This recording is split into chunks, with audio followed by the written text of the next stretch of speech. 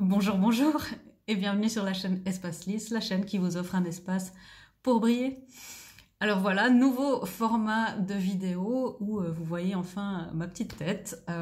Et c'est vraiment des formats en toute simplicité, vous voyez, comme à la maison, sans make-up, sans filtre, et puis bon, juste un petit éclairage quand même, et puis une petite tasse de thé pour qu'on puisse discuter ensemble. J'avais pas du tout prévu de faire ça hein, quand j'ai commencé la chaîne.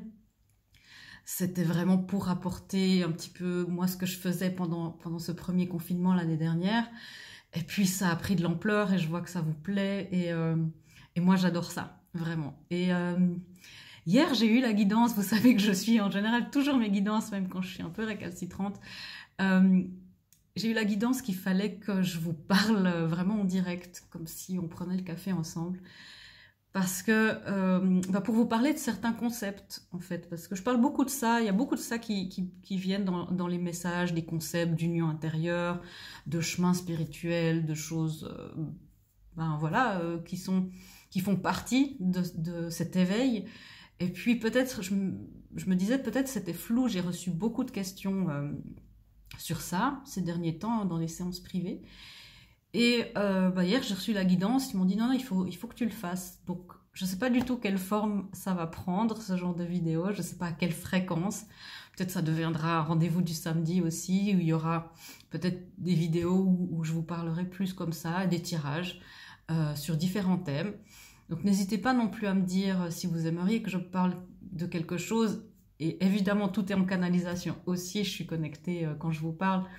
Et je sens mes guides qui sont qui sourient en fait au fait que je me montre vraiment aussi telle que je suis. Et c'est peut-être le thème d'aujourd'hui de se montrer tel que l'on est aux yeux du monde. Et ça n'a pas toujours été facile, le monde médiumnique, le monde de la médiumnité est quelque chose d'encore peu accepté, peu connu. Ce métier est peu connu et c'est pas mon métier de base. Mais voilà, je me suis dit d'abord, je faisais ça dans l'entourage, des guidances, des soins de guérison. Parfois aussi, j'ai été formée pour la transe. C'est pour ça que je peux canaliser à peu près dans beaucoup d'états de conscience altérée.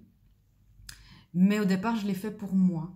Et j'ai jamais imaginé à quel point ça pouvait être guérissant aussi pour les autres. Et je pense, et c'est ce qu'on me dit aussi, c'est aussi guérissant pour les autres que nous montrions l'exemple.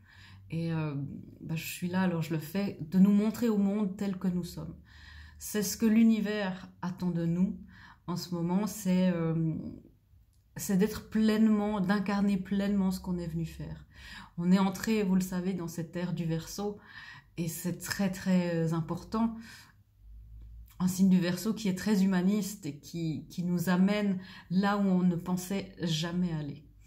Donc, vous voyez, déjà cette vidéo a commencé depuis 3 minutes et demie et je parle déjà pas du tout de ce que je pensais, vous dire aujourd'hui. J'avais fait une petite page de notes ici pour vous parler de beaucoup de choses de l'éveil spirituel. Et j'avais pas prévu de vous parler de mon parcours. Ce que j'essaie de vous dire ici, c'est que cet éveil spirituel, il est en même temps, et je comprends, hein, on est tous un peu dans le même bateau, et je comprends en même temps, c'est un énorme cadeau, c'est un énorme de belles découvertes, de grandes réalisations. Et en même temps, c'est ce que j'ai eu beaucoup cette semaine, il y a beaucoup de révoltes parfois, des sentiments d'injustice, des grandes douleurs, des grandes tristesses. Parce que l'éveil spirituel, ça ne ressemble pas à une illumination et on atteint le nirvana. Non, malheureusement, on n'en est pas encore là, peut-être dans quelques générations, espérons pour eux. Non, on n'en est pas encore là. Et ça demande énormément de courage. Donc déjà, le premier message, pas le premier, mais le message que je reçois ici, c'est de vous dire bravo, félicitations d'être devant cette vidéo, de prendre du temps pour regarder ça, pour réfléchir sur votre chemin spirituel et de vous consacrer, de vous dévouer à ça. C'est une mission d'âme, c'est pour ça qu'on est tous venus, si on est tous éveillés, et si vous êtes devant cette vidéo, c'est que vous l'êtes. Peut-être que c'est la première vidéo du genre sur laquelle vous tombez, et vous êtes au début de votre parcours d'éveil, et bienvenue, et bravo, et courage. Et si ça fait, vous êtes un peu des vétérans comme ça, ben, vous savez à quel point ça peut être difficile, et il est temps que nous, peut-être qui avons un petit peu plus d'expérience et de recul, on puisse aider les gens qui viennent après nous. Et c'est ça aussi l'éveil spirituel. On m'a demandé beaucoup, et là je vais pouvoir prendre ma petite feuille, on m'a demandé beaucoup cette semaine, pourquoi ? Pourquoi est-ce que j'ai mal ? Pourquoi est-ce que je souffre autant ? Pourquoi est-ce que c'est pas plus facile ? Il y avait beaucoup de révolte cette semaine, d'injustice par rapport à ça, et c'est important qu'on prenne le temps tous de se dire oui, c'est normal. Dans un éveil spirituel, vous êtes complètement normal. Si vous n'aviez pas de colère, de rejet, de révolte, moi personnellement, je ne crois pas à ce genre d'éveil. Si quelqu'un me dit moi, je ne ressens que de l'amour et de la compassion, je ne peux pas ressentir le reste, je suis toujours très sceptique par rapport à ça, parce qu'en tant qu'humain, ces émotions-là font partie de nous, peu importe l'évolution de l'âme en dehors de ce corps humain. Et c'est important de reconnaître que c'est juste. Et quand nos émotions reviennent à la surface, pour qu'on puisse les traiter, pour qu'on puisse y faire face, et le monde extérieur, les tribulations, les épreuves qu'on peut rencontrer, les gens qu'on rencontre qui ne sont pas forcément toujours clean avec nous, eh bien, ils sont là pour nous faire remonter des choses à la surface. Je ne vais pas parler des parcours du connexion d'âme aujourd'hui, mais bien sûr, il y aura sûrement une vidéo qui y sera consacrée. Mais c'est vraiment pour vous dire que cet éveil-là, il a une raison. Les douleurs ont une raison. Tout a une raison dans ce qui est en train de se passer. Les douleurs physiques, les douleurs morales, parfois les grandes douleurs émotionnelles. On fait partie d'une espèce, les humains, nous avons été très évolués. On a oublié, comme je peux entendre maintenant de ce qu'on dit, on a oublié de connecter tout notre savoir, toute notre technologie, toute notre ingéniosité, notre ingénierie au corps émotionnel. Et les gens qui sont sur ce chemin d'éveil doivent se connecter à leur corps émotionnel. Et quand ça n'a jamais été fait, c'est douloureux. Donc ça, c'est une des premières choses. Pourquoi c'est si douloureux ? Pourquoi on n'arrive pas à juste s'éveiller, à voir un grand nirvana, voir Bouddha, voir Jésus, et voilà, après tout est réglé. Il faut toujours redescendre après certaines expériences mystiques. Et pourquoi aussi on a ça ? Pourquoi je vous parle de l'union intérieure ? Pourquoi pour moi c'est tellement important ? Eh bien, c'est pour moi, pour l'univers, pour tous les guides que je canalise, qui m'inspirent, c'est parce qu'ils aimeraient que nous vivions notre meilleure vie. Et vivre notre meilleure vie, c'est pour eux apporter un nouveau type d'énergie, un nouveau type de compassion, de traitement des informations, de traitement des épreuves, avec la compassion, l'amour, la compréhension. Et ça fait évoluer la Terre. Ça fait évoluer tout, et donc l'univers. Ça fait évoluer l'univers. Donc c'est parfois douloureux, oui, parce qu'il y a des choses, on découvre des parties de notre âme, et c'est ça le vrai message, c'est qu'on découvre des parties de notre âme qui étaient inexplorées jusque-là. Et quand on découvre quelque chose, une nouvelle pièce dans une maison, ça peut être poussiéreux, il peut y avoir un petit peu des araignées ou des monstres. Donc ça peut faire peur. Vivre notre meilleure vie, l'univers en a besoin aussi, parce que il a besoin de nous pour notre mission de vie, vous le pensez bien. Et les missions de vie, je ferai peut-être une vidéo sur ça.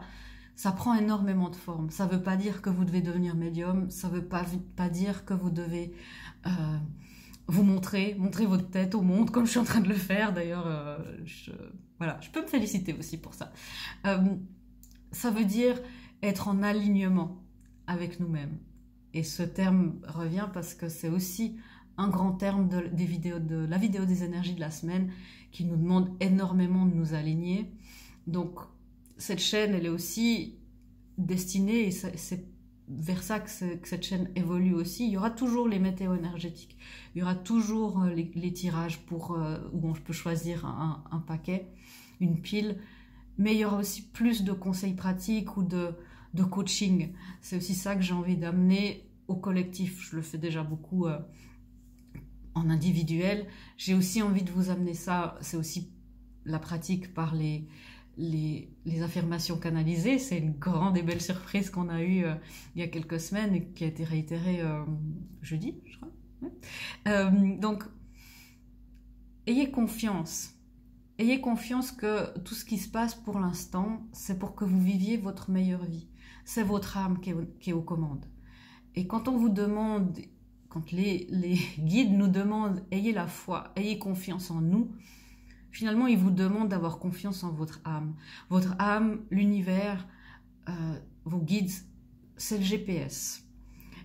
Et il faut bien se dire que nous, on est dans la voiture, on ne voit pas à 2 mètres, on a vraiment un mur de brouillard en face de nous, bien souvent.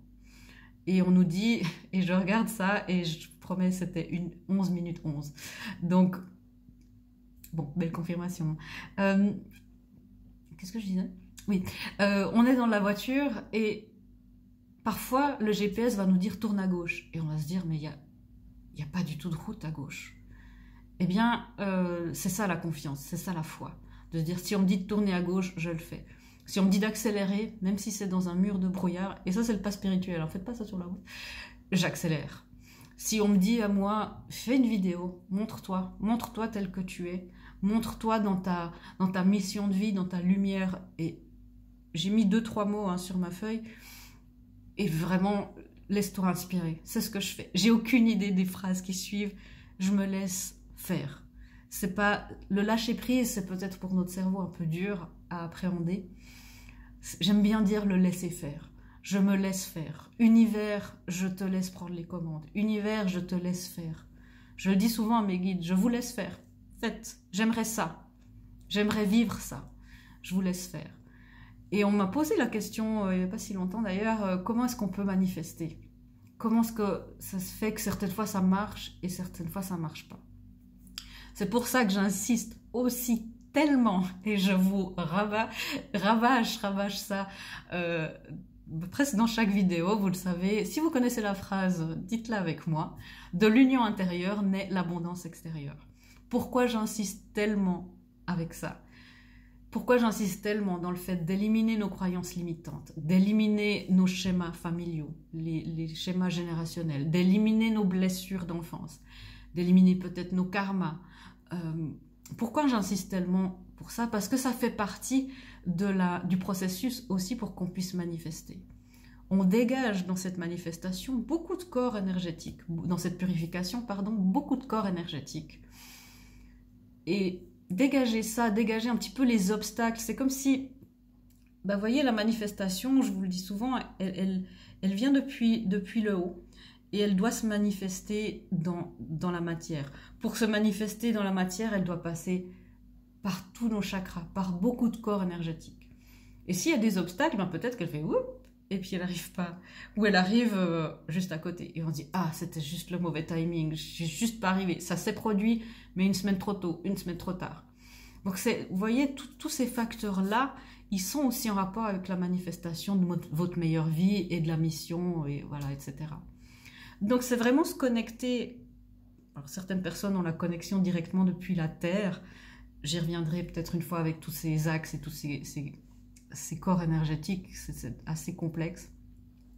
Mais vous voyez, la manifestation, pour schématiser, elle vient depuis les sphères plus hautes, depuis notre moi supérieur, depuis la source, et elle passe. L'information nous arrive, ok, c'est bien pour moi, j'ai envie de faire ça.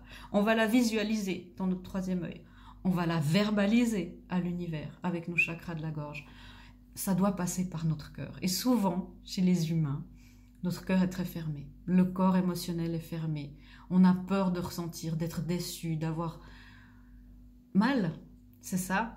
Et puis après, ça passe le chakra du plexus solaire, la confiance en soi, la création avec le chakra sacré, et ça se manifeste dans le chakra de la base. Et puis après, il y a le chakra de la terre, où vraiment c'est là pour perdurer dans le long terme. Donc, vous voyez pourquoi j'insiste beaucoup sur ça, sur nos croyances, et puis sur le fait que, oui, quand on a des corps émotionnels dégagés, la manifestation, et je vous promets que ça marche, ça devient comme ça. Et on peut aussi se mettre des garde-fous, dire si c'est bien pour moi, et pour le collectif, amenez-le moi. Un concept qui est aussi très important, c'est qu'on manifeste, justement, vous voyez, on manifeste avec tous nos corps. Et surtout, il faut que vous ressentiez la manifestation. Il faut que vous en soyez sûr. Et c'est vraiment, un enfant va manifester très vite parce qu'il n'a pas de surmoi, il n'a pas un ego aussi développé, il n'a pas de prise de tête. Hein. Il dit « je veux ça ». Et il manifeste énormément. Il n'a pas tous les corps énergétiques, donc après, ça ne se... Comment je peux dire ça ? Ça n'est pas pérenne, ça ne se pérennise pas dans le temps. Nous, par exemple, si vous ressentez, on vous le dit beaucoup et on nous le dit beaucoup dans la manifestation, ressentez comme si c'était déjà à vous, comme si c'était déjà là. Et c'est ça. Ouvrir notre cœur, c'est fait pour qu'on puisse ressentir. Et après, on peut dire, oh, univers, je ressens ça, c'est tellement beau. S'il te plaît, amène-moi plus de ça. C'est pas plus compliqué que ça. Vous ressentez du bonheur, vous ressentez une grande joie. Arrêtez-vous une seconde, dire, univers, amène-moi plus de ça. J'ai envie de plus de ça, s'il te plaît. Donc, vous voyez, en même temps, c'est complexe et en même temps, c'est tout simple. Et voilà à quoi ça sert, la purification. Voilà à quoi... pourquoi ça existe, pourquoi on a mal aussi, parce qu'on ouvre beaucoup d'anciennes pièces, d'anciennes douleurs, et c'est pour ça que ça peut faire mal, et c'est pour ça que, aussi que ça prend peut-être un peu du temps.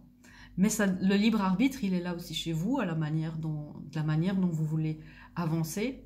Vous avez un libre arbitre, bien sûr, et c'est là aussi pour vous dire après que chaque pas est complètement différent et qu'il n'y a aucune culpabilité à avoir sur la manière dont les choses se passent.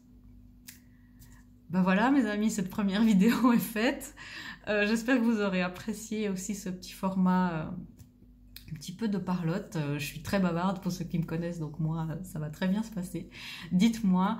Et puis, je vous souhaite un très beau samedi, un beau week-end. Et puis à bientôt. Je vous fais des gros bisous. Et puis à bientôt dans une prochaine vidéo. Au revoir.